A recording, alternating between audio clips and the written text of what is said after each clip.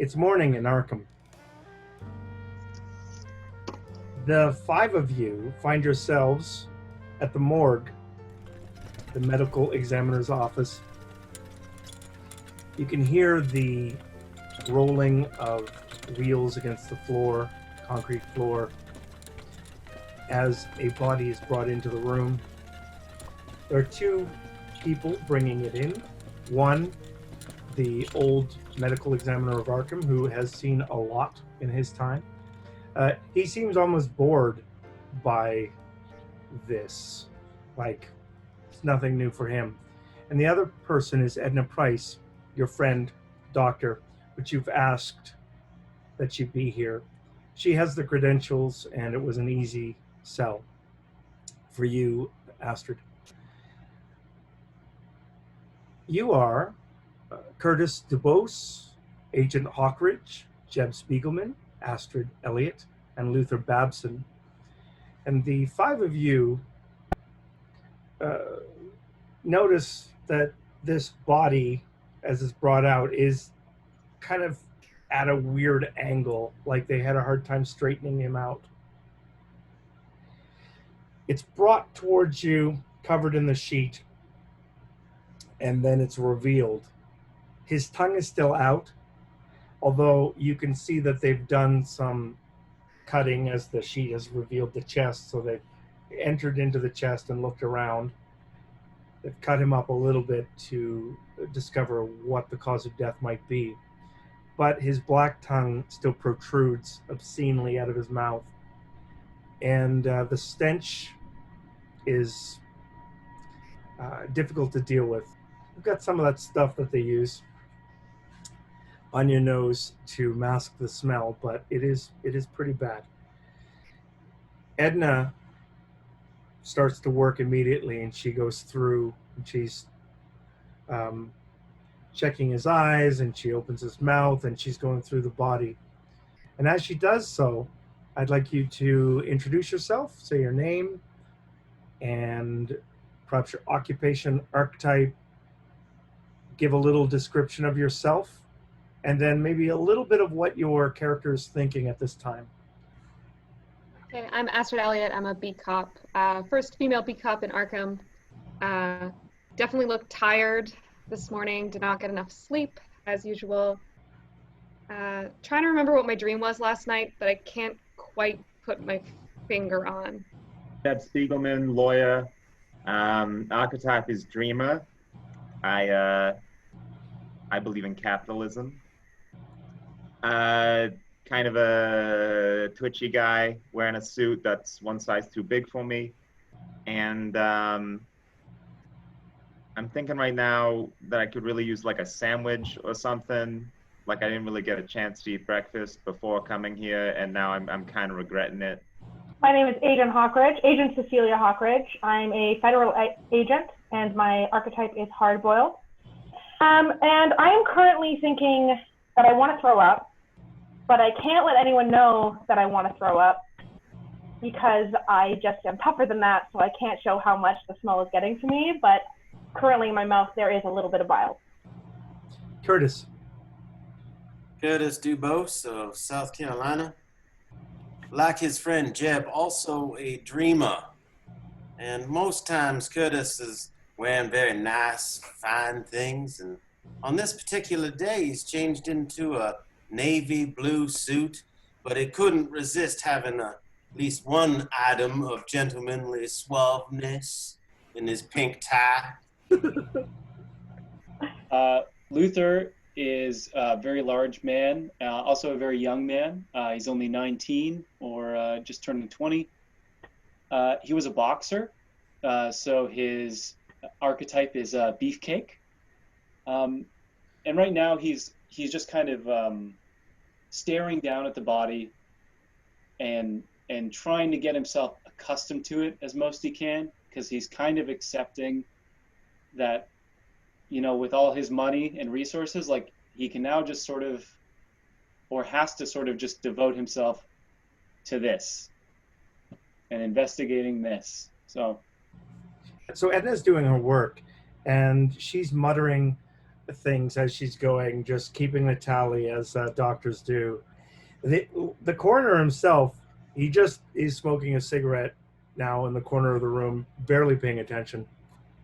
He says, so what you're saying is might be mysterious causes. She looks at him like, you fucking given up? And she says, yes, mysterious, but that's not a scientific term. She says he's overdosed on something. I can see that. Now, you said you had a sample of it. Is that correct? I do. All right, let's take a look. And she moves over to an area. There's some beakers. There's some substances on the wall, some chemicals they use to basically test various theorems. Can I see it? Certainly. Just do as much investigation as you can without touching it, please. This flash of irritation crosses her face like, I know my job. All right. That eyebrow. That eyebrow. And you feel like you've somehow let her down, and she's disappointed in you. And she takes the substance and begins to do a series of tests. In the end, after about an hour, she says, all right, the substance has alcohol in it. There's alcohol as a base, and then there's something else. And I would bet that it's some kind of blood. Blood. Yeah, but it's got a dark hue to it. It's so dark, in fact, that it renders the liquid completely black. What kind of blood? I've never seen this kind of blood before. And here's something interesting, and I just want to bring your attention to this.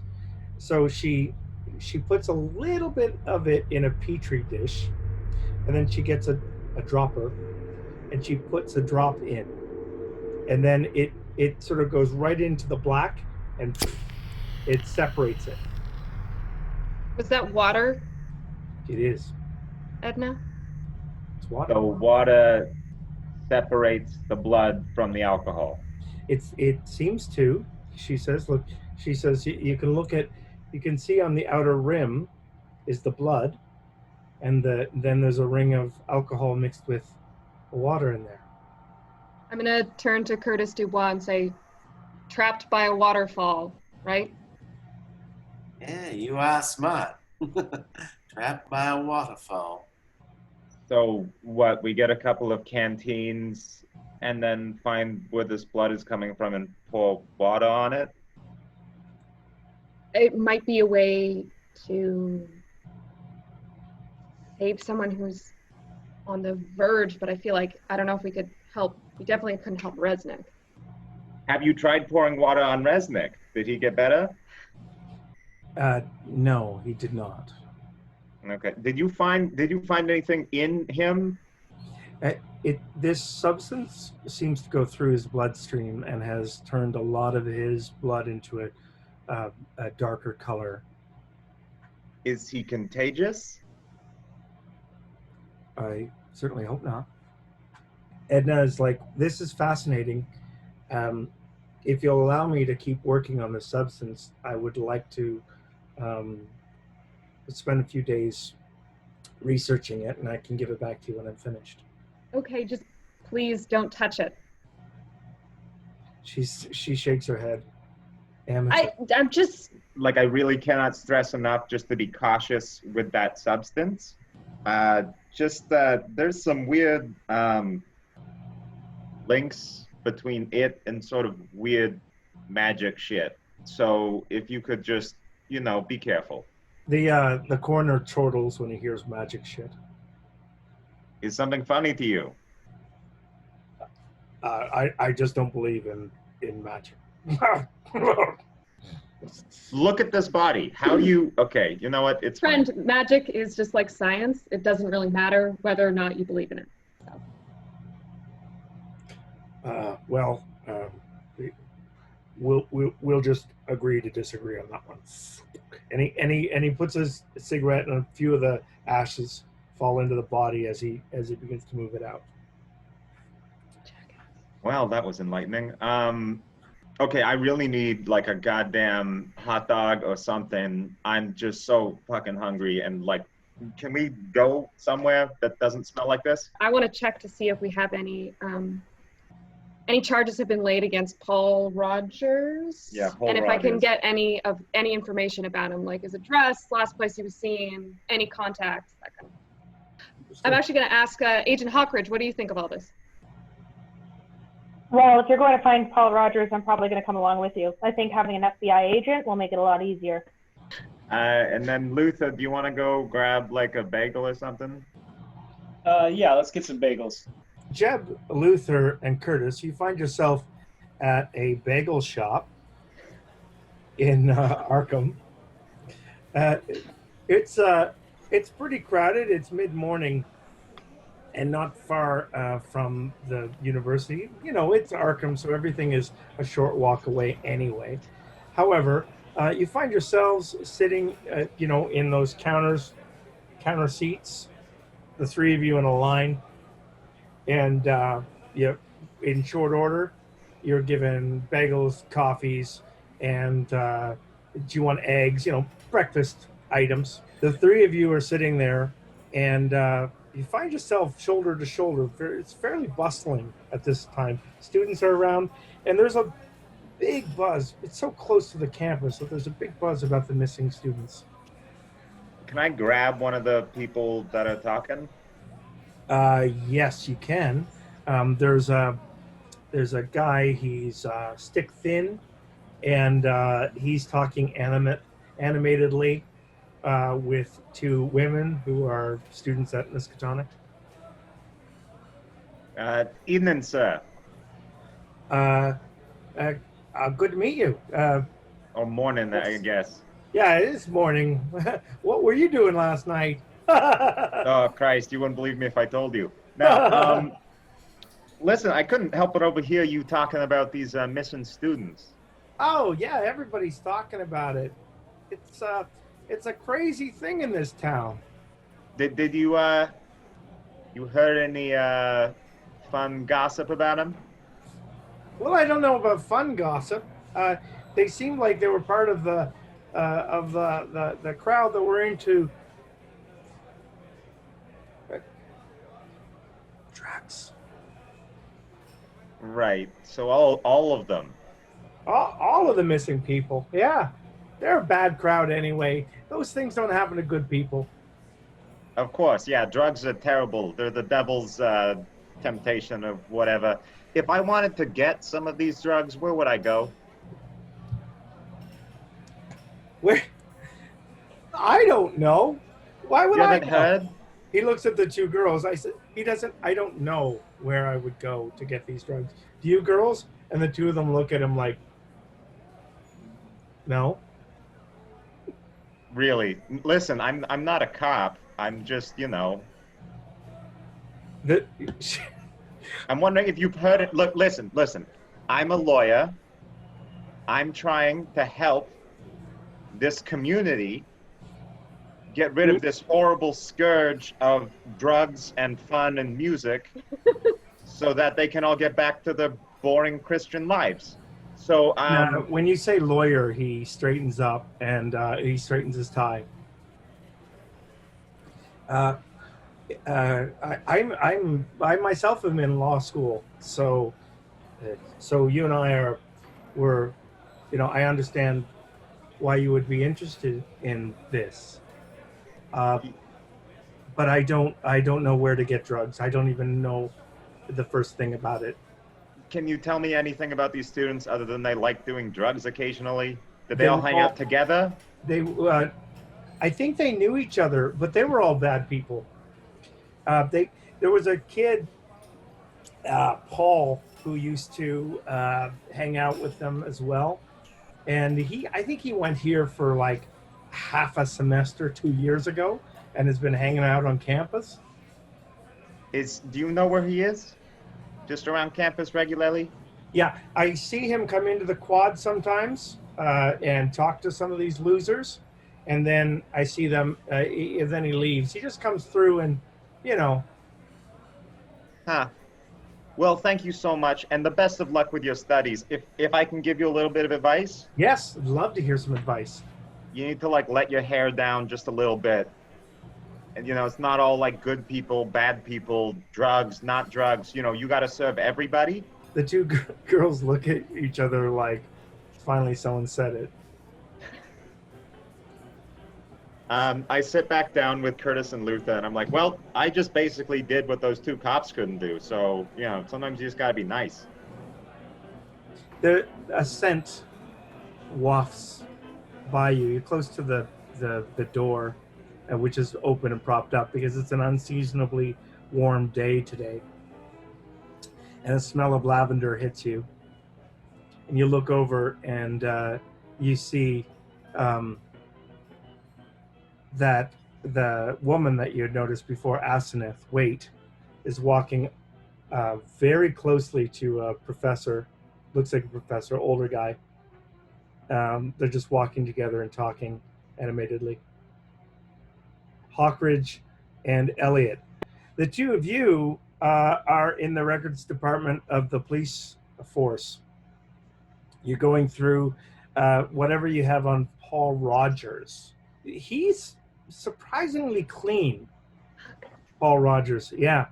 When he was in his teens, he had some kind of altercation with another kid named Anderson. They did a robbery, and they had to do some community service. They didn't go to jail, and after that, he had a pretty squeaky clean record.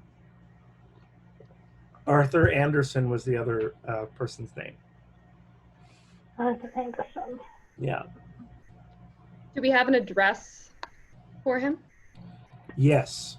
After much searching, you found an address for Rogers. He has a house, and it's on the east side of the south of Arkham. I guess we're going calling. All right. So leaving the records office, you head over to the home of Paul Rogers. It's a lovely, unseasonably hot day as you drive towards Paul Rogers' house. It's taken you a couple of hours to do the research just to get the location for the home. My question is, did you want to talk to or bring in your allies on this, or are you still going to go just the two of you? I don't know. What do you think? I mean, I'm confident in my abilities, but I often forget that I'm like a 5 foot tall woman, so. No, I think Astrid, she wants to be alone with Hawkridge for sure. Wouldn't it be awesome if they crack this case wide open, just the two of them? I mean, as much as she cares about Luther and Jeb, but Excellent. All right. So you arrive at Roger's house. It's a mile away from the center of town. It's a small house,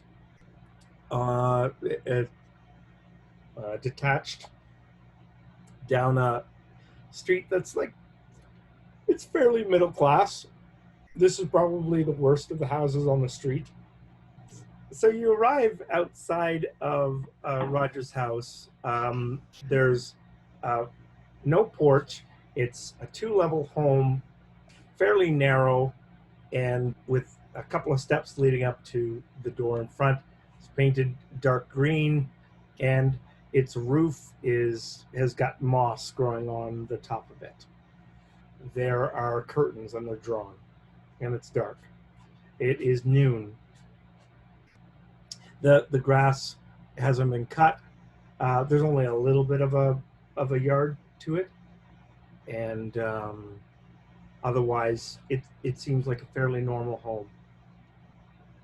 All right, I'm just gonna walk up to the door and give those classic police knocks. I don't yell police, but one of those aggressive knocks, and I could have just knocked like a normal person. I really hammer on the door. I want to start strong, Yes, absolutely.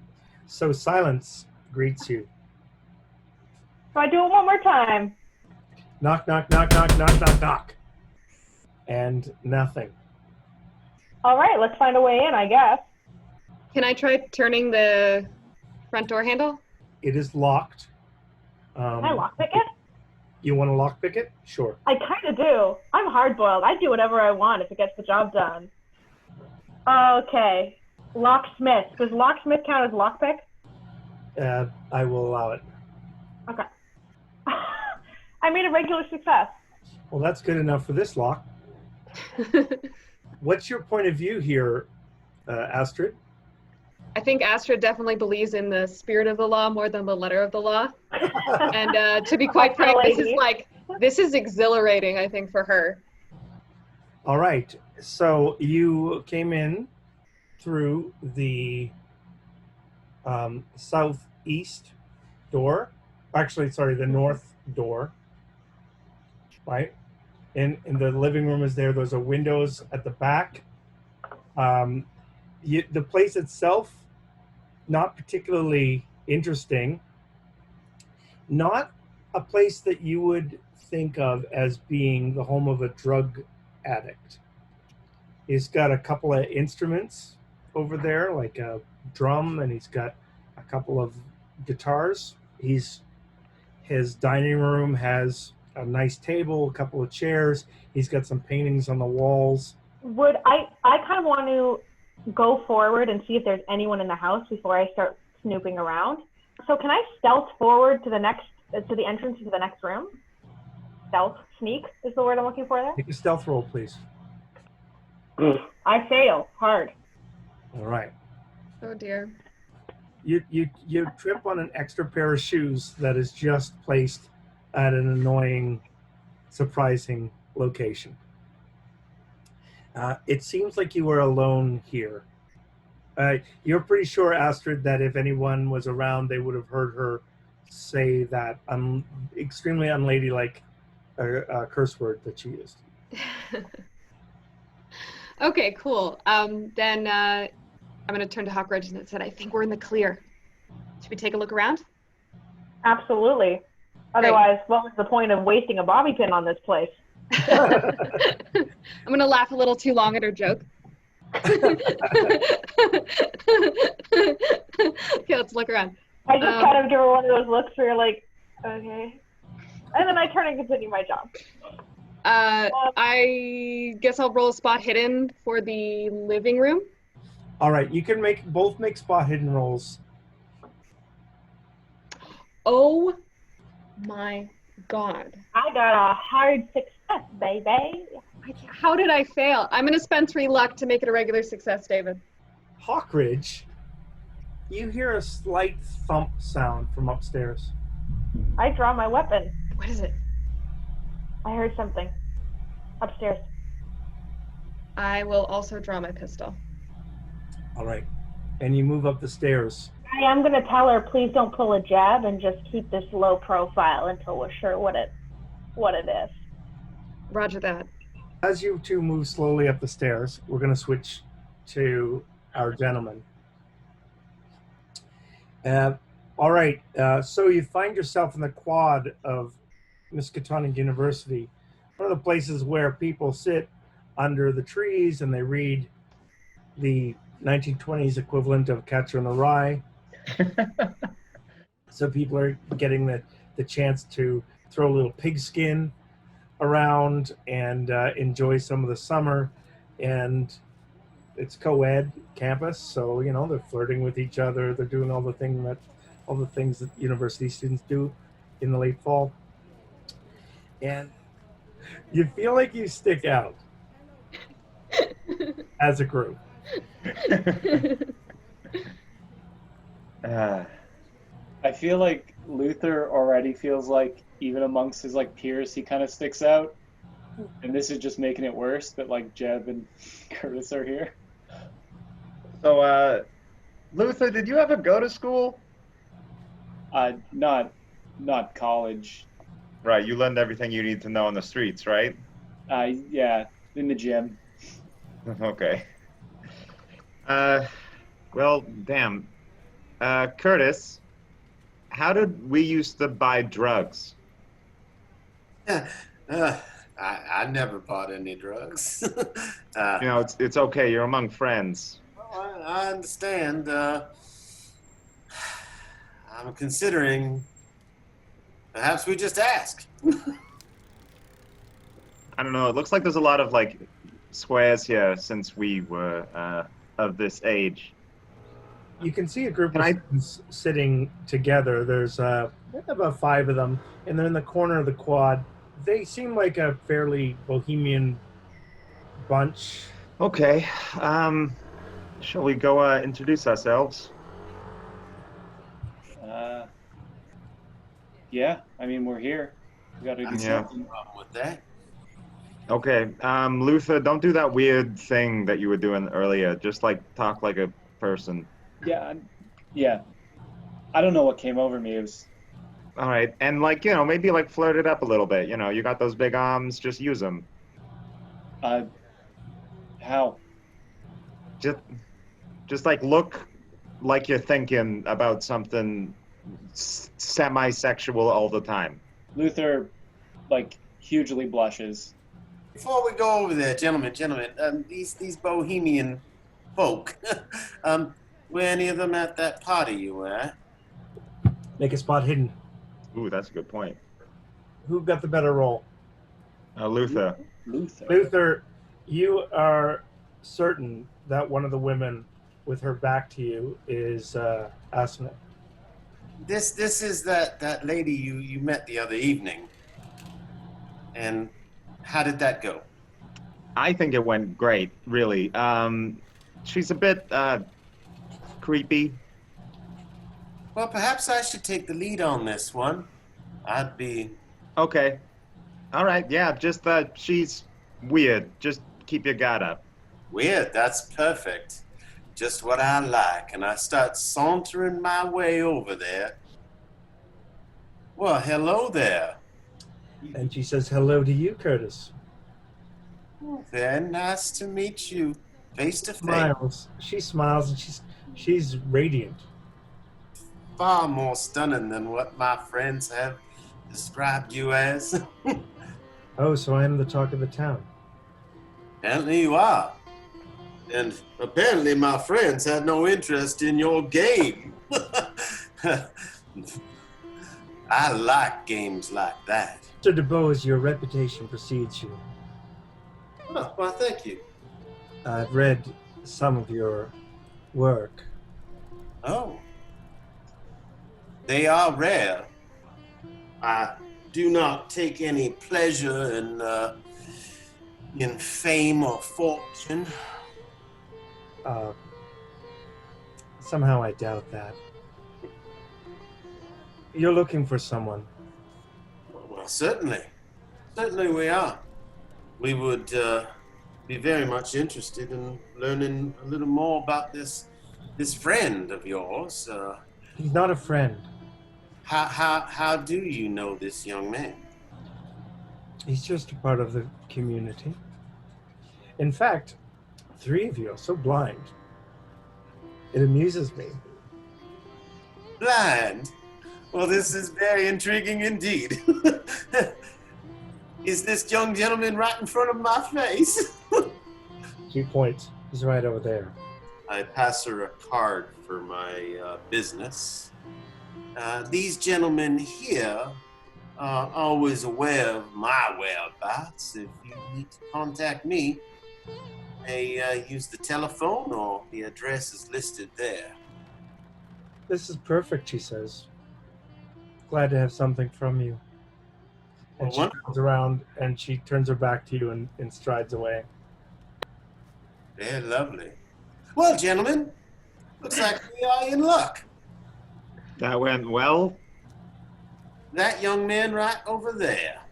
You see a young man, he's red hair, sort of not a big build, kind of a smallish guy. He's got a patch over his eye, like a birthmark, like around his eye. And he's unshaven. He carries a bag over his shoulder and is now heading out of the quad. I'm gonna run to catch up with him. I want to kind of walk like a little bit of width away, so I kind of have like a view of it. And if in case he kind of bolts, I just want to be ready to react. Okay, you run to catch up to him, Jeb, and he turns around as you approach, and he says, "Yeah." Afternoon. Paul, right? I don't know you. How do you know No, me? but I know you. I've heard. Listen, I know I'm kind of an old guy, but I used to go here, and I've heard there's this really fun new blood-based drug that's been circulating, and that you were the man to talk to about it. I don't know nothing. Well, that's not very helpful now, is it? I don't give a shit. How many people are around us? The quad has got like 50 people spread out. Okay, I want to subtly open my coat and put my hand on my gun and just say, listen, Paul, some people have died, and they're dying on a campus that I attended. I have many fond memories of this place, so I take don't it give a kind of fuck. personally. I'm sorry, I don't give a fuck. I don't care who you are. If you don't get away from me, I'm going to shout for security. Listen, I'm getting out of here. Fuck you, he says, and he starts moving towards the road. Okay, they always got to do this the hard goddamn way. I'm just going to say, Luther! I want to catch up with him kind of casually, and I just want to put my hand on his shoulder. As I said, he's really quite small, so you Yeah. tower over him. I'm going to also go on the other side of him with my gun pointed through my coat at him and say, okay, listen, we're going to go for a little walk, and we're just going to talk, okay? You don't know what you're fucking dealing with. Get away from me. You don't know what you're fucking dealing with, buddy. Can I do a psychology roll on this guy? Yeah. Okay, regular success. He's tough not to crack. He doesn't look like an addict. Is my car nearby? Yes. Okay, we're going to go for a drive then. I'm just going to talk to him and say, listen, please pardon our intimidation tactics. Clearly, you're above these sort of things. We're just looking for information to try to help and to stop these kids from dying. Make a persuade roll. That is a hard success. Would you like to spend 18 of your luck to make it an extreme success? Yeah, let's do that. Listen, buddy, if you're wanting some of the black, I can sell you some. If you're wanting information I don't know anything about, Astrid, Where do you get it from? that I'm not going to talk about. Okay. Well, I take out like a bunch of cash, and I'm like, well, you'd need to get more if we bought what you had. I've only got one on me. I could get some more by tonight. How much you want? How much can you get me? I could get you 6. All right, so we'll get 6 from you this evening. Where do you want to meet? Right here, 7 o'clock. Sounds good. Lovely doing business with you. We ain't done business yet. I'll let you know when we do. All right. He says, all right. And he moves off, takes his bag, throws it into a car. I immediately follow him. Gets behind the wheel and drives. Okay, good. Police Constable Elliot and Agent Hawkridge, you begin to go up the stairs, guns drawn, ready for whatever could be up there.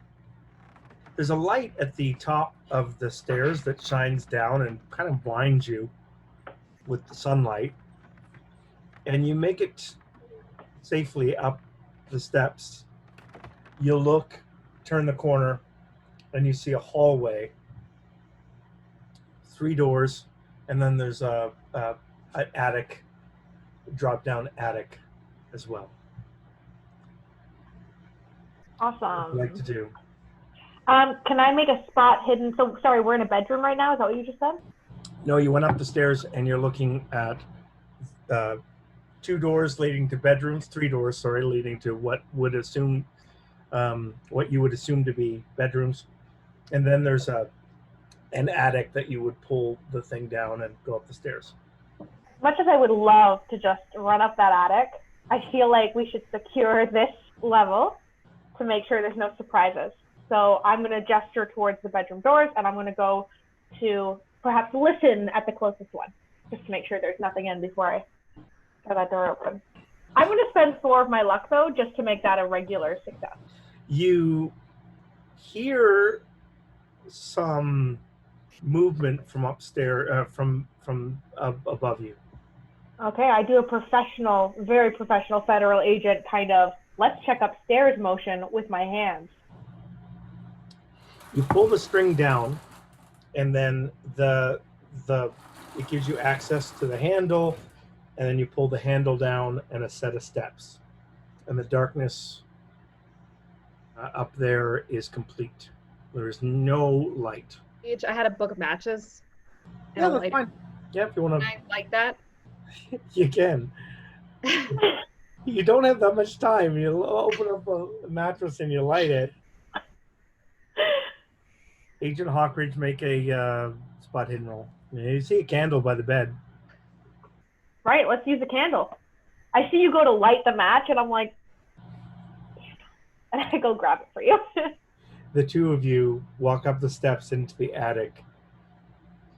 The attic, this house seems pretty old. The attic seems like there are lots of things in here that weren't Paul's, that were just stuck, leftover things. Like there's a little rocking chair, and there's some children's toys spread around. You can both make spot hidden rolls. I failed. Okay. Hard success.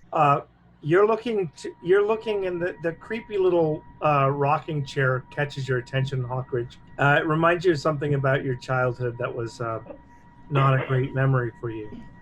When I was a child, my dad, before he passed away, rest in peace, he was a bit of a jokester, and he used to tell stories that our house was haunted. And one of the things he would do is our rocking chair, like, he moved it for this purpose, but he would move it close to the door so that at night he could, like, rock it while I was sleeping, and then I would sit up and, like, see the chair rocking. He thought it was hilarious, but I'm, like, kind of scarred from it, because I still to this day, I'm not sure if he really did it. Like, I know he's told me that, but, like, waking up to the creaking of the rocking chair and the stories he used to tell me about, like, the old woman who, like, murdered her family in this house kind of deal traumatized me. You do notice that this rocking chair is got a feeling that it's been moving. There's a slight creak to it. And for the second time today, I fight the urge to throw up. Astrid, you look over towards that. There's a little attic-y kind of, almost a window, and it should have provided light, but it doesn't. It's been covered by something. And you notice that there's a bit of a movement. There's a bit of movement, and your light, your candle isn't providing enough light for it. I guess I'm gonna try to illuminate it and see what it is. Okay, make a sanity check. Jesus. I mean, we knew this was coming. I will remind you, I'm at 61, so I'm. Thank goodness. I am losing sanity relatively quickly, it seems. Astra's just fucking unraveling, man.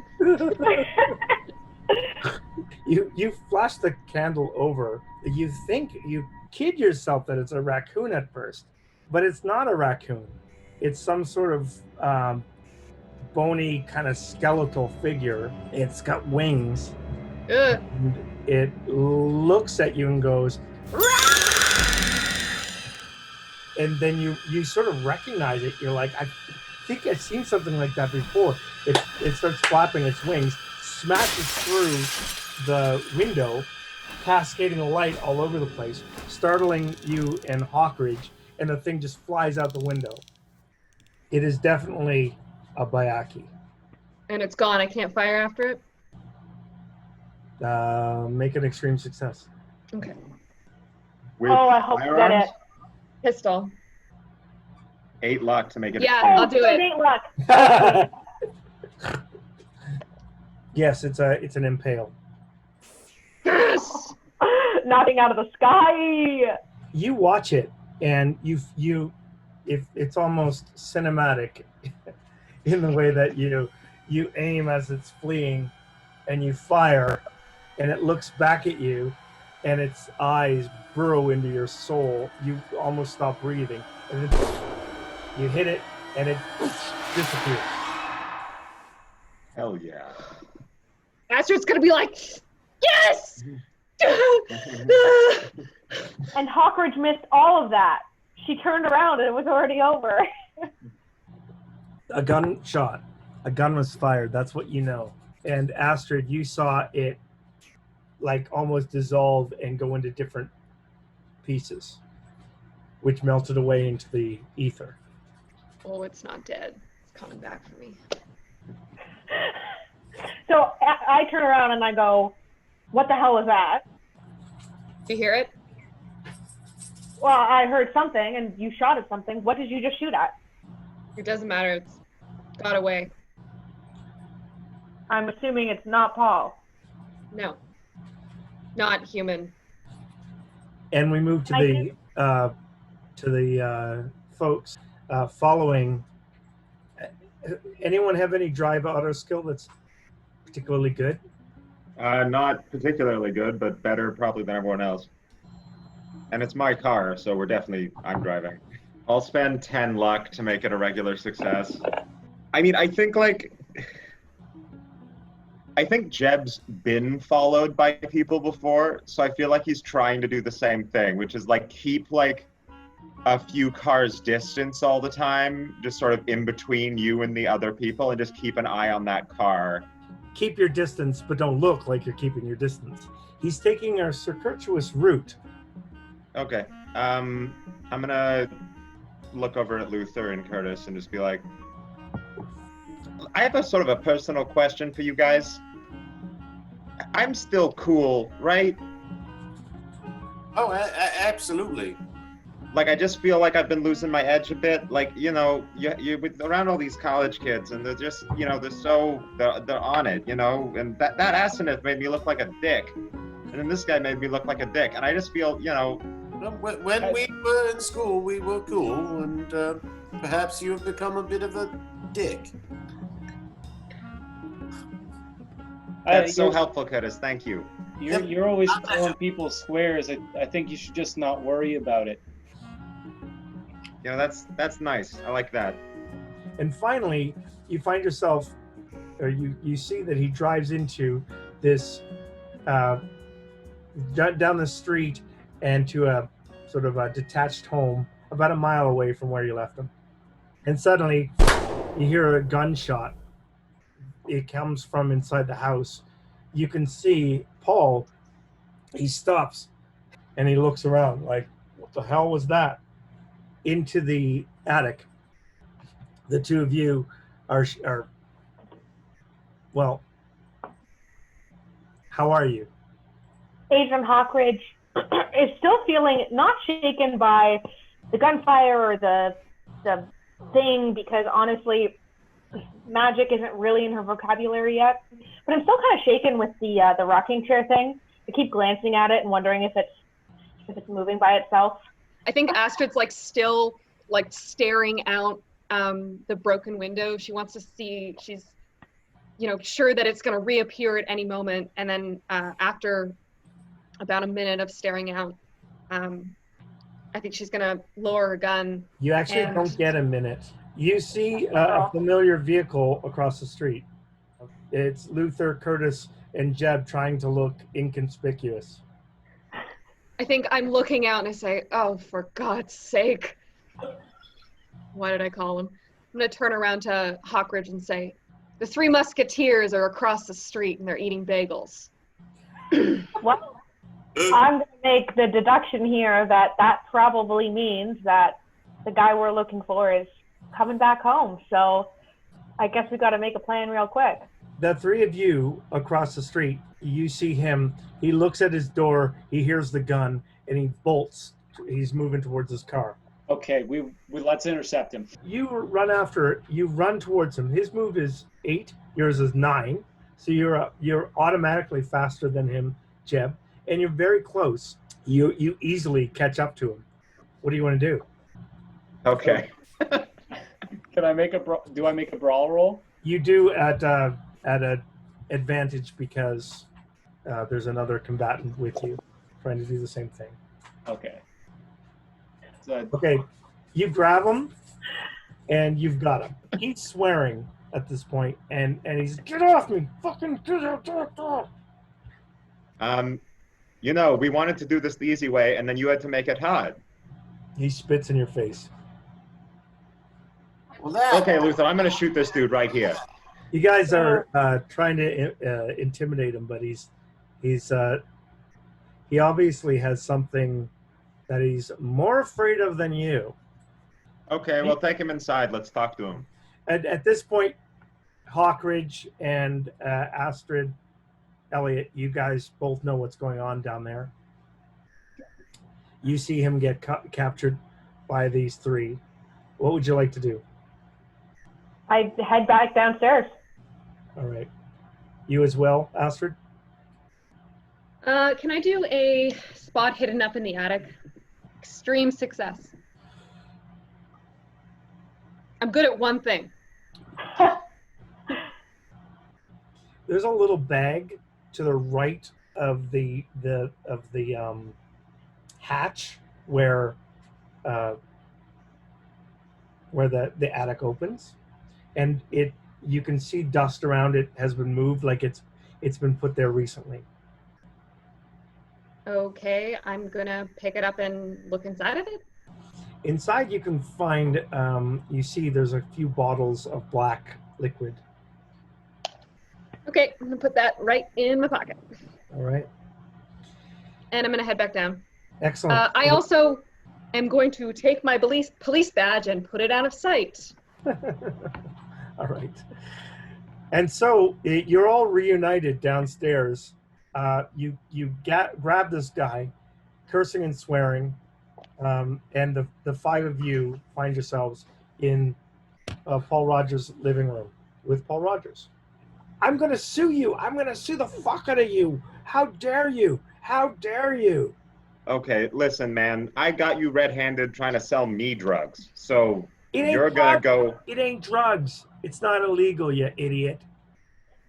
Hawkridge, you actually know this stuff isn't in the list of substances that are legal, and so do you, Astrid. It isn't actually illegal. Well, the funny thing is, we had this doctor, and she took a look at it, and it turns out there's a lot of alcohol in there, which is illegal. Actually, genius. Alcohol for medicinal purposes is not illegal. This thing's killed people. We have their bodies. People die. And lots of people who take medicine die. All right, so what is it? What is it? It's medicine. For what? For people in pain. What kind of I pain? feel like we're surrounding him. You know what? Yeah, Pain is all around. Pain is all around. People they're in pain. They need something to help them. We need to know where you're getting this stuff. Yeah, and I need to live a couple more days. All I need from you is who's giving you this stuff. And if you don't give it to me, I'm going to have my big friend here break all of your fingers. I call bullshit. Luther, break one of his Okay. fingers. Hey. I'm going to stop. What do you mean you need to live a couple more days? This is a lot bigger than you, and the people I'm dealing with, they ain't gonna like this. So, I'm going to lean in and say, look, pal, I think you're in over your head. And I think the only people who would be best suited to get you out of this are us. I have killed things that would drive you mad on the spot, okay? Thanks, I've killed them. Pops. Thanks, Pops. I don't need a dad. I had one. What happened to him? He died. How? I don't need to tell you anything. Yeah, fuck it. I'm going to pull the bag that I found out of my coat pocket and say, is this what you think's going to keep you alive for the next couple of days? Your stash? Okay. Looks like we might need a little glass of water at this moment, dear Paul. Would you like a little bit of water? Something to quench your thirst? Yeah, sure. Or actually, Yeah. you look a little nervous. Maybe you should take some of your medicine. That's not a bad idea, Jeb. I don't What do you take think, Paul?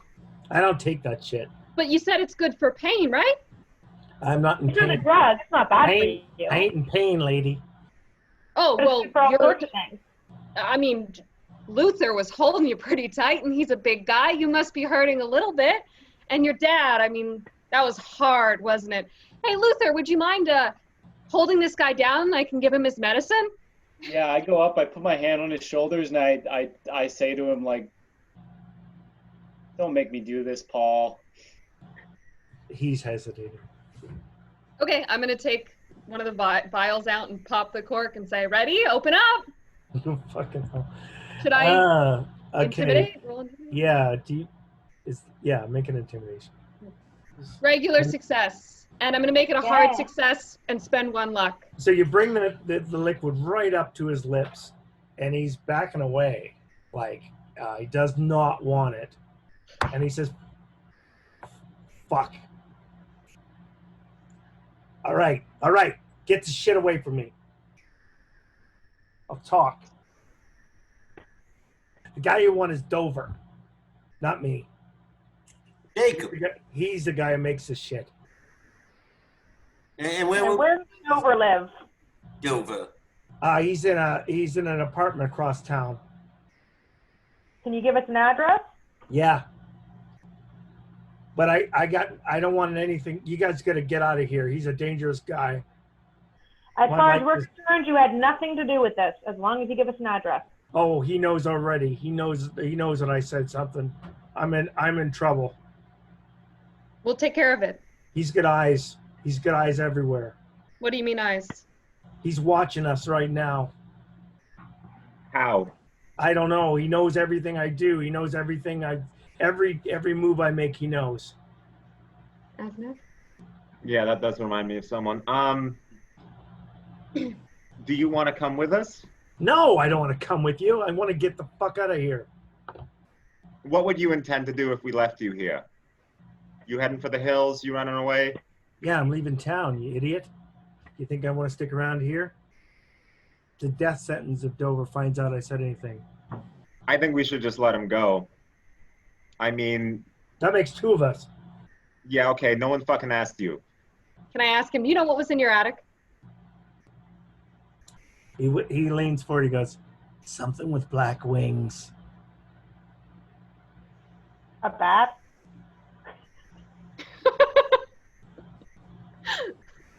Hawkridge. Yes. Oh, no. Where did you get it? Oh, I didn't bring it. It was given to me. It follows me. And who gave it to you? Oh, can you just let me go? If you've been listening to anything I said, I gotta get out of here, buddy. I think we should let him go because he's going to run for the hills. And I would rather have him gone than have him locked up in some place with people. We don't know what we're dealing with. These people might be able to get to him in there. And I assume he knows what he's dealing with better than we do. And it's true, I'd rather not do the paperwork around. Yeah, him God knows how we're anyway. going to explain this. So, You know, I just don't want to look at him anymore. So And Feeling also, mutual, lady. okay, look, there's one Yeah, thing yeah, I yeah. really have to get through to you, and I know you're like the tough type of whatever, but if we do ever see you in this town again, I'm going to kill you. Thanks, Pops. Bye, asswipes, as he says, and he moves through the door. Luther, I could you just punch him in the face just like once really oh, don't hard? make him do that. Jeb, why are you so sensitive? He's such a dick. Grow a thicker skin. Ugh. Deb, you're plenty cool. Thank you, Luther. See, you're a good friend. I appreciate that. Yeah, Pops, you're plenty cool. You can hear him get into his car, drive over his lawn to get away from Jeb's car, and puts away. It's mid-afternoon, and you're sitting in his living room, standing in his living room. I think perhaps we should be leaving this place. You walk over and you see a pair of rubber galoshes by the side door, close to the kitchen. By the side door close to the kitchen. And is anything on the rubber galoshes? These boots are out of place because, as I said before, and I apologize for missing this earlier, the kitchen itself is fairly clean, but these boots are definitely dirty, and they've got a weird kind of brown substance on them. They smell of manure, and they've got dark stains on them. I say Elliot, and I call Elliot over. Astrid, but call her Elliot. Make us medicine and then a spot hidden. Okay, sure. Okay. Failed my medicine. But you may make your spot hidden. Yeah, regular success for my spot hidden. All right. So you can tell that these galoshes have been cleaned recently, and that there are droplets from it that are leading into the trash in the kitchen. Okay, I'm gonna go to the trash in the kitchen and see if there's anything in there. It's a lot of cloths that were used to wipe away something, and then there's other garbage in there. You do see a piece of paper at the bottom of the garbage, though. Okay, I will look at it. Okay. Meat? Maybe a butchery? A meat Yeah, it restaurant? looks like it. 143 River Street. River Street, you all know because you're Arkham residents, is downtown Oh, okay. Arkham on the south side. Well, if I may, 63B, what would be a B at a meat store? I don't think it's meat at all. For $12, I think... Bottles? Yeah. Bottles of the stuff? Probably. Yeah, bottles of the weird black. I think Whatever. we're talking about barrels. Large barrels, $12. And someone's getting a 15% commission of those barrels. Well, what do we think? This might be the place where they make the crap. I mean, it would cut out a middleman if we could just find the source. All right, I guess we're going to 143 River Street. The heat of the day starts to diminish, and there's a bit of a cool evening breeze that comes through. You pile into a couple of cars and you head downtown Arkham, and look for this place, this old slaughterhouse. It's around 5, and you figure you've got the place. It's about an hour from sunset now. Things are getting a little bit dark. You're feeling just a little bit of a chill in the air, despite the heat of the day. That you're moving into a territory that's casting a pall over the group. The downtown warehouses of Arkham are old. They're beaten up. A lot of them, Arkham has seen better days in terms of its trade. So the warehouses were once quite large, and now large and well kept, and now are fallen to ruin a little bit. The university has really taken off, and the downtown area has suffered. So there are a pair of double doors on the side facing the street, and then there are a number of smaller doors along the south part of the building. It's quite large. Each square there you see is 5 feet, and it's tall as well. Apparently, when they were killing the animals, they would raise them quite high in the ceiling and bring them to where they were to be killed. Or after they were killed, they would bring them where they would be cut up. All of you are feeling a bit of a grim, like just 2 weeks ago, you invaded another warehouse. And here you are again. Okay. So, judging by my bungling of the situation last time, maybe I can wait outside with my friend, and you can take lead on this one, Agent. Sure. I mean, if you can, you can handle staying back. I just feel like you're someone who really loves to be in the front of things. Yeah. So if something goes wrong, you just have to yell Bananarama, and then I'll come and help. All right. And if I yell help, you'll just ignore me? I'll hang out by the car. Yeah. Okay. Just checking. I'm gonna pull out the Tommy gun and just like have it under my coat and just wait. David, the entrances to the side, on the south side of the building, those are windows or actually entrances? Those are little doors. You have the double doors, and then these ones are just smaller, like 3-foot wide doors. Okay. So I guess, Elliot, if you're down for it, if you want to go scope the perimeter with me. Let's do it. Okay, we'll just keep our ears out for Bananarama. I'm bringing a canteen of water with me You have some water. Okay. Nice. and a flashlight. I'll take one side of the door, I got the other. Okay. and Curtis, you can handle yourself, right? Certainly, I can handle myself in a variety of situations. Okay, but in like a dangerous one? I don't know. Perhaps this cane might do some good for us.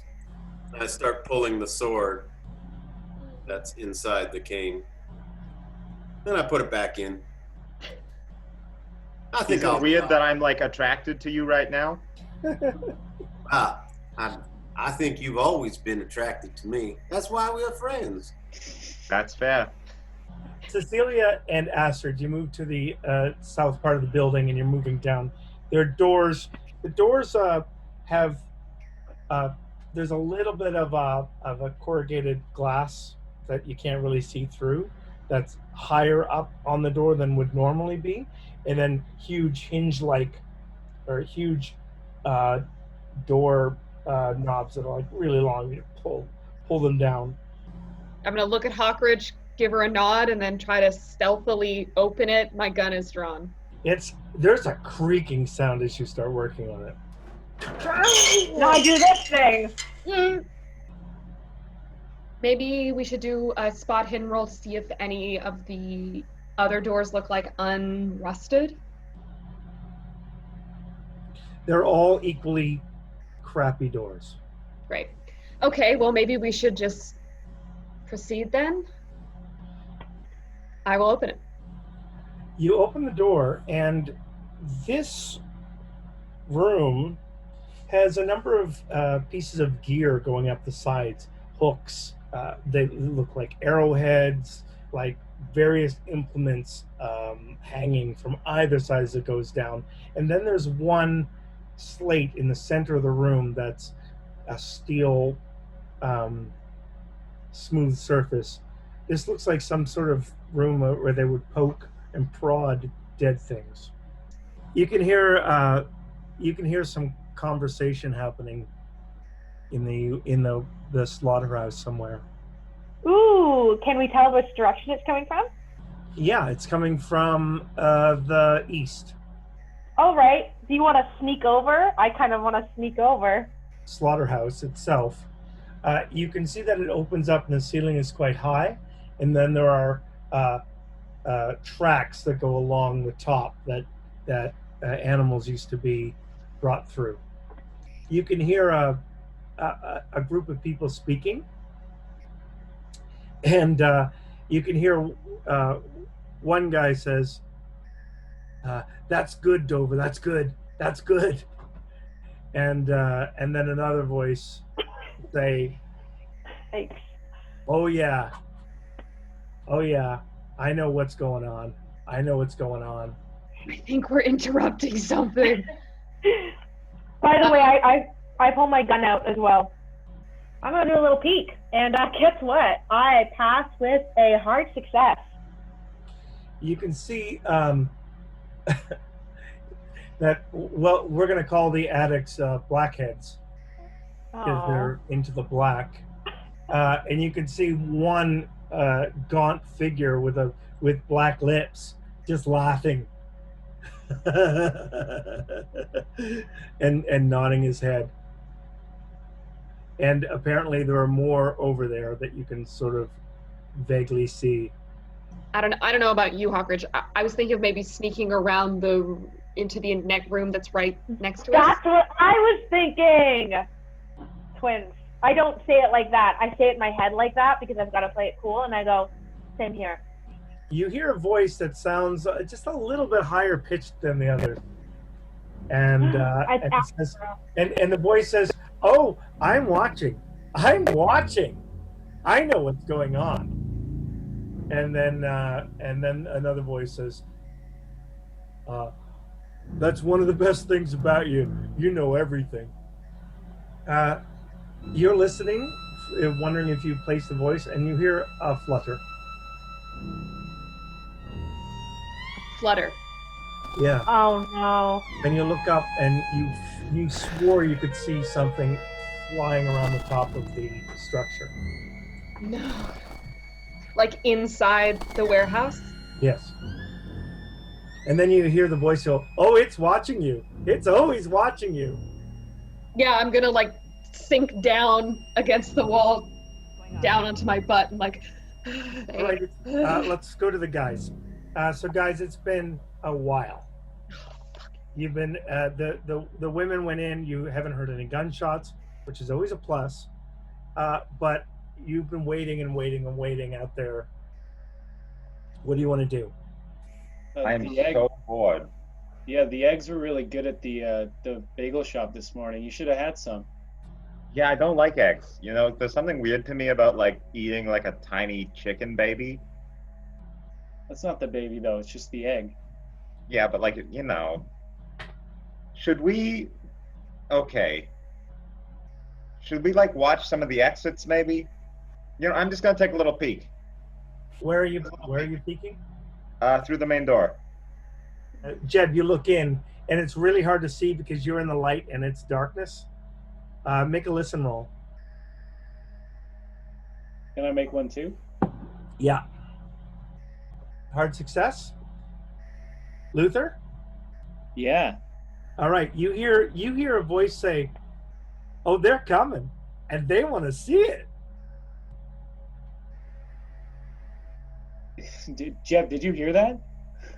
We're like, Jeb, Hear did what? you Hear what? And by the way, Astrid and Hawkridge, you both hear it too. I think they're coming and they want to see it. Are Oh we God. gay?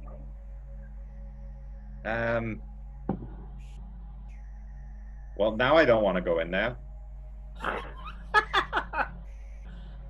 Astrid and Cecilia, what are you doing? You see the door crack open. You realize those guys are getting edgy. They're not trained cops. They don't have the patience that you folks have. That idiot. Because I know who opened that door. For sure. Yeah. So, I look at Astrid, check in. She's gotten up or she's feeling better. Make a psychology roll. Fail. Okay. Can't make a reading. You don't know what the hell's wrong with her. Maybe we should get out and see if we can surround them from other side and just kind of do a bust. If we can Like surround them. outside. Yeah. Let's go outside. Let's go outside. Oh, okay. All right, you both go outside, and you feel like you can breathe fresh air for like. You didn't realize how much the place inside was stifling. Curtis, you see the two women come out. I wave him over. Well, what's inside the building? Elliot seems to have a better idea than I do, but There's- definitely a group of people. And something with wings. We need Jeb. He's got the Tommy gun. Yeah. All right. What was the plan, Hawkridge? We're gonna go south. No, east to those doors. And where do they come in? If I may, dear Miss Elliot, You seem a little frazzled right now. We wish to wish you the best in this situation. When we Yeah, are... the best is you can get Luther and you can get Jeb and you can get them over here with their guns, and we need to go in there. Well, then I Can you get do that, Curtis? excited. All right. So Curtis, you walk over to the corner, beckon them like a gentleman, and the five of you are standing outside. Well, okay. So we tried to do this your way, so are we going to do it our way? That's my way. Okay, great. We have Cecilia. What are you doing? I'm sneaking in over here. Wait. Bing, bing. Stealth roll, please. Oh, I did it. Hard success. All right. So this time you pull the door. You've got you've got this door now. You realize if you pull it quickly, you can get it open without a squeak, and then you rush in and take your position. The next is Curtis. What are you doing? After I've gotten to that corner and looked down and seen there's apparently no exits around the back, There are not. No. I make my way back and I say, gentlemen, there are no exits on the back or the other side of the building. And I just keep heading right past them. Jed. I'm so damn tired of all this, like, pussyfooting around, so I'm just gonna, kick down the door with my Tommy gun and say, "Federal agents, everyone drop your weapons!" As you pop in, you want to move your character a little bit there. Yeah. And what do you say again? Federal agents, drop your weapons.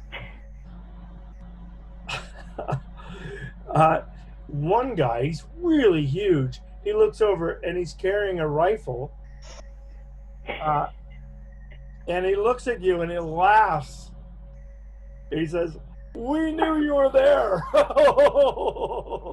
and he aims at you.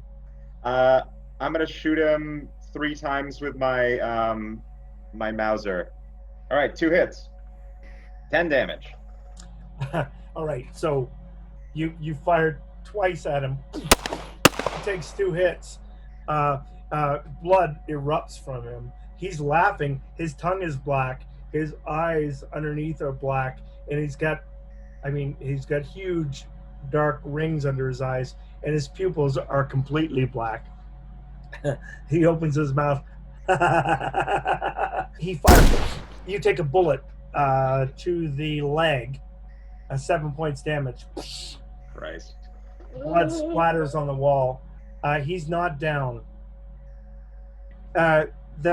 The one that you're guessing is Jacob Dover. He springs in front, and he points at you. He is a surprisingly good-looking, tall young man, blonde hair, like almost chiseled features. He's quite beautiful, really. He looks at you and he says, "I know everything. I've been watching. I know what you've been doing." Oh, well, I'm always flattered to meet a fan. And he jumps out into the center of the room.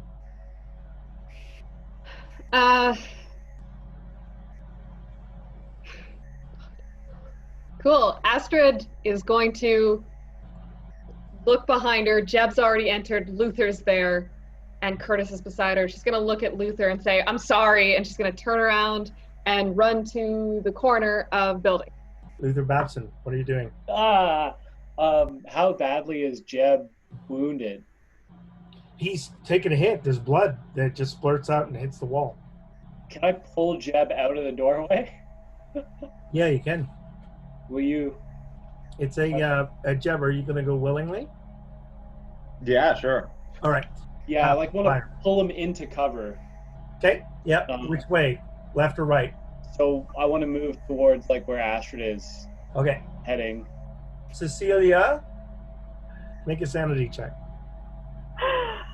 That's a fail. Yeah, All right. super So, well. Ethan, you're standing face to face with Jacob Dover, and at first you're not aware that everyone's gone.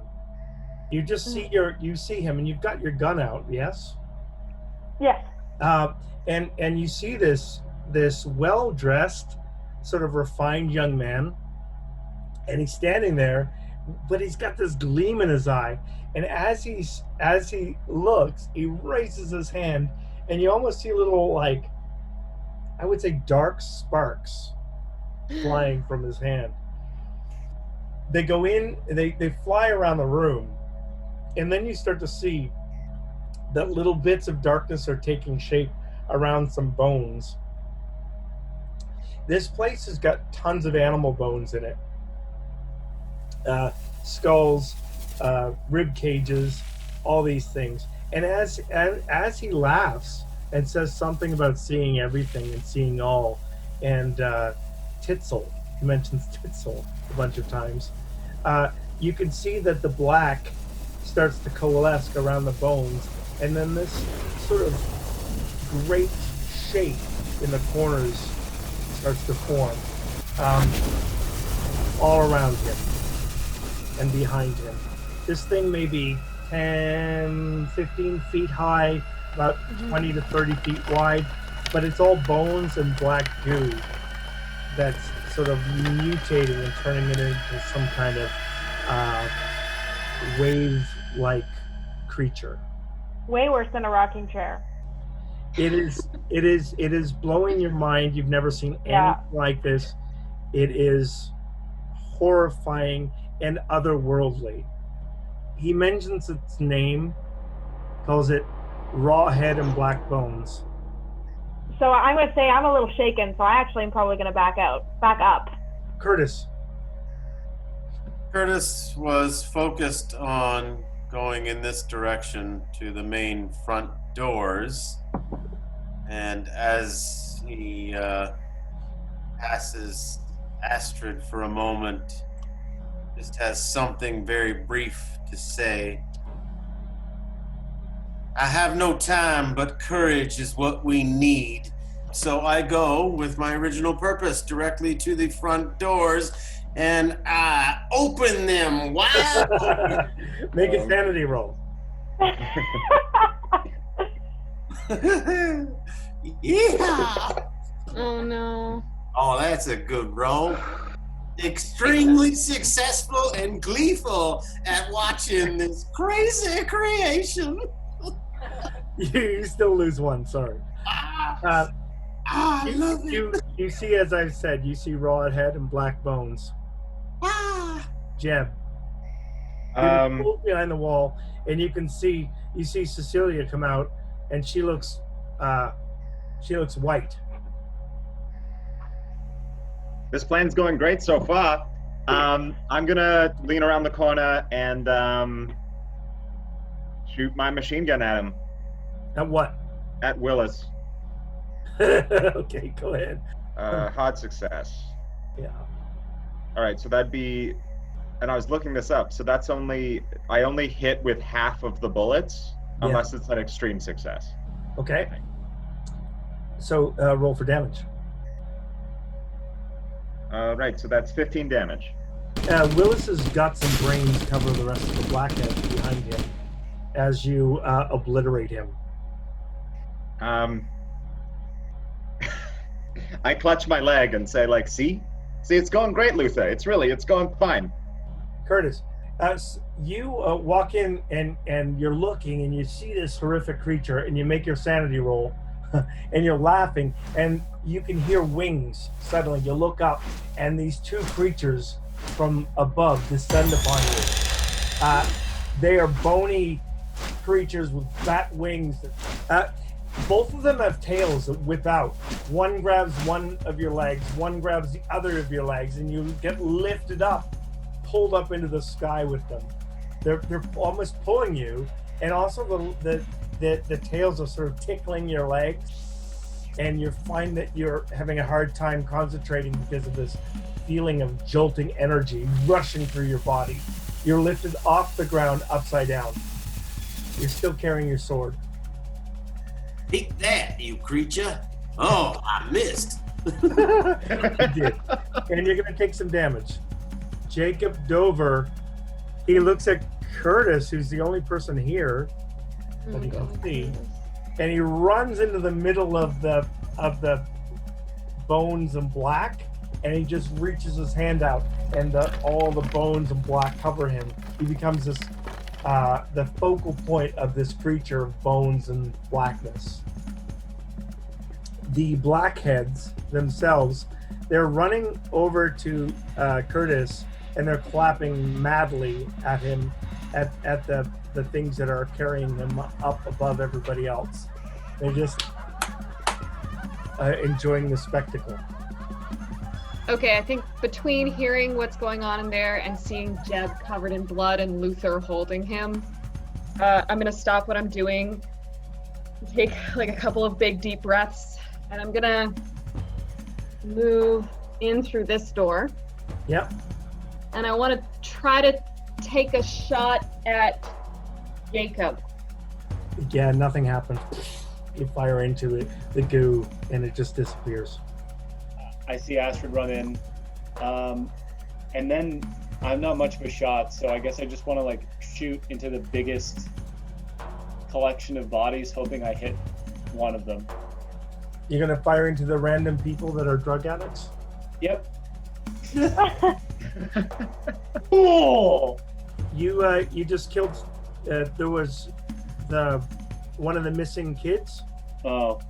You killed them. Yep. You executed them, shot them in the head, and their head exploded. And it's time for Rawhead and Blackbones to do something. Oh no. It's going to move through everybody towards Astrid. Perfect. Smack, smack, smack. These bones smack into your body. You're covered in this tar-like blackness. You take 11 points damage as it repeatedly hits you, and you can feel as the blackness leaves that it's almost pulling your skin with it.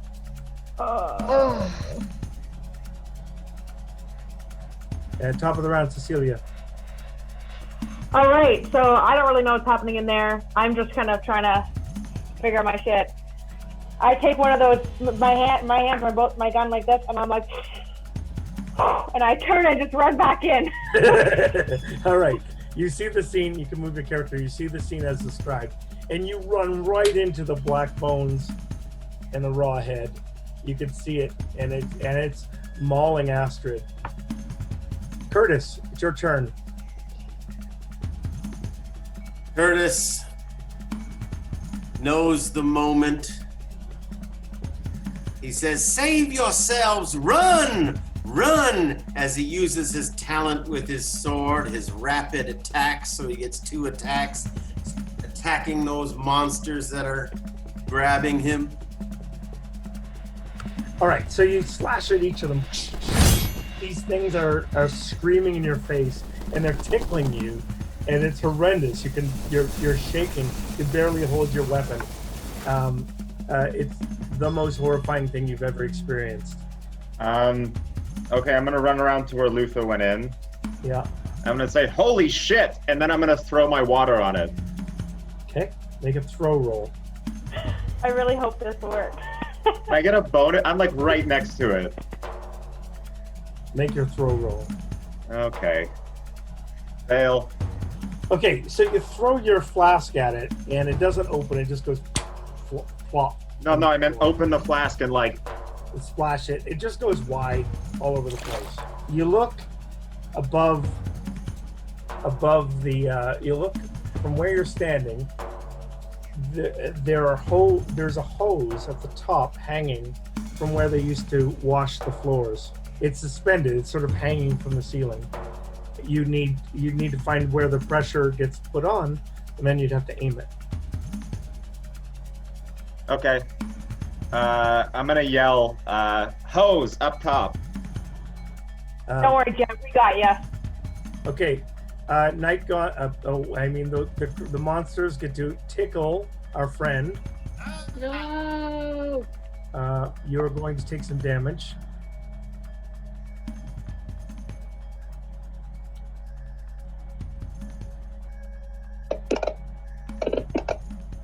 You take another 5 points of damage from them tickling you, and then they look at each other and they look like they're having a conversation in some nattering ancient language. And like they've come to a decision. And Astrid, it's your turn. Is that a fight back situation? It is not. You've already attacked, and they have you pinned. So no. Okay. Astrid, what do you want to do? I'd like to use, I guess, spot hidden to see if I can find where to turn the hose on. You can see that the hose is on the other side of the room in the corner. Okay, cool. I'm gonna shout, Cecilia, to your 11. And then I'm going to run to where Jeb is. Luther. So what I'm thinking is climb the shelves and then try and get the hose. Would that be like impossible? I'm having trouble imagining it. The layout of everything. If you keep the thing there and someone's turning the hose on, it will get hit.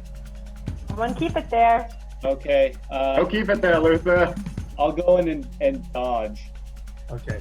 So you get in its way, you don't attack, but you're ready and you can dodge on it when it gets to attack. Coincidentally, it gets to attack you 4 times. Jesus Christ. Take a dodge roll. Okay. You take no damage this turn. Woo! It misses you a few times. These bones keep coming by, a rib cage at you, and you're back to your boxing days. And you can see a little bit of Jacob's face in there as he looks at you. And he's very upset that you're managing to do this. Cecilia. All right, so I've heard Jeb yell about a hose on the ceiling. I've heard Astrid yell to my 11. So can I run to the You absolutely can. Yeah. You get over to the hose and you start cranking it.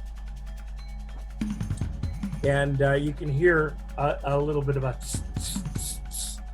oh my god.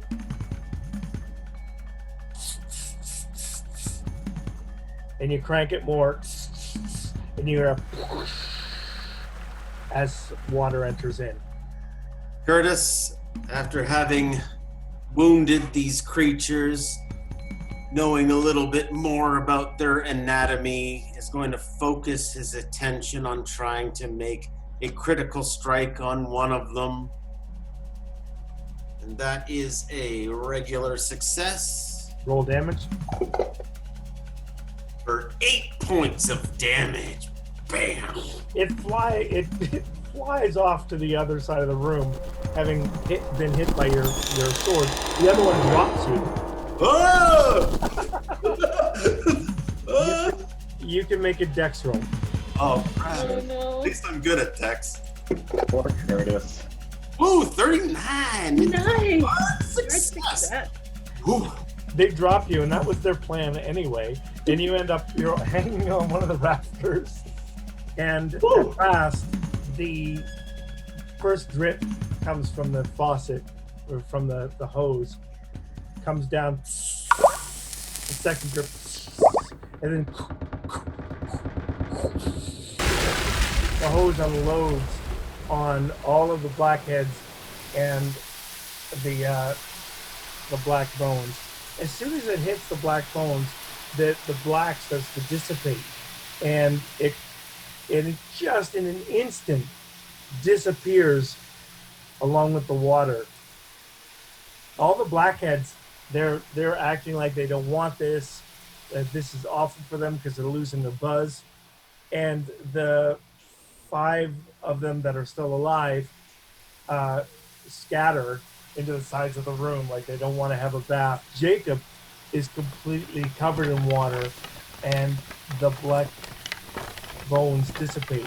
All around him are the bones of animals, rib cages, skulls, horns, everything that used to live here surrounding him. And he stands looking like he's just coming out of something. Well, I guess I'm going to approach him and arrest him. I guess is what I'm gonna do. So you grab your handcuffs and you make a grapple attack. I'm pretty tiny, so I don't know if this is gonna.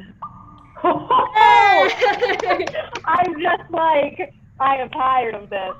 So that's an extreme success, a 0-3, which is excellent. Boom, boom, you've got him. There's a screech from above as whatever was in the rafters just smashes through some glass and exits. The blackheads are just lying there shaking. There's one girl lying dead in the center of the room. And you seem to have captured Jacob Dover. After a while, if you want to know Jacob's story, interviews with him, turns out that his father had lost his mother, his wife, early, and spent the world searching for ways to bring her back. He found a tribe in West Africa that worshipped this ancient god named Yeb-Titzel, and it turns out that they promised him that they could bring her back. It wasn't true. They summoned this god to talk to him. It didn't work, but it would leave flecks of blood behind, flecks of skin.